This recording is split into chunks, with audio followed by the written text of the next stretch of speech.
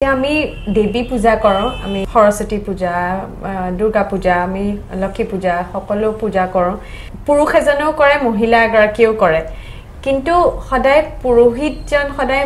পুৰুষ কেলে হয় মানে দেখে তো এগৰাকী মহিলাও পুৰোহিতালি কৰিব পাৰে ন মই হেতু ভাবিছো মই জাস্ট সুধিব বিচাৰিছো মই খুব ভাল পাইছো এই প্ৰশ্নটো সোধা বাবে সঁচাকৈ কৈছো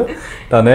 মই খুব ধৰ্মীয় ব্যক্তি নহয় মই পৰমেশ্বৰ বুলি এটা শক্তিক বিশ্বাস কৰো কাৰণ মই পদাৰ্থ বিজ্ঞানৰ মানুহ কাৰণ মই জানো যে শক্তি কেতিয়াও তাৰমানে সৃষ্টিও কৰিব নোৱাৰো ধ্বংসও কৰিব নোৱাৰো ইয়াৰ ৰূপান্তৰ হয় তাত এটা শ্লোক আপুনি ধৰক শুনিছক সৰ্বদেৱ শৰীৰেভ্যু জাবিৰ্ভূতা মিতপ্ৰভা ত্ৰিগুণাসা মহালক্ষ্মী সাক্ষাৎ মহিষমৰ্দিনী সকলো দেৱতাৰ তেজৰ পৰা আবিৰ্ভূতা হোৱা ত্ৰিগুণ সম্পনা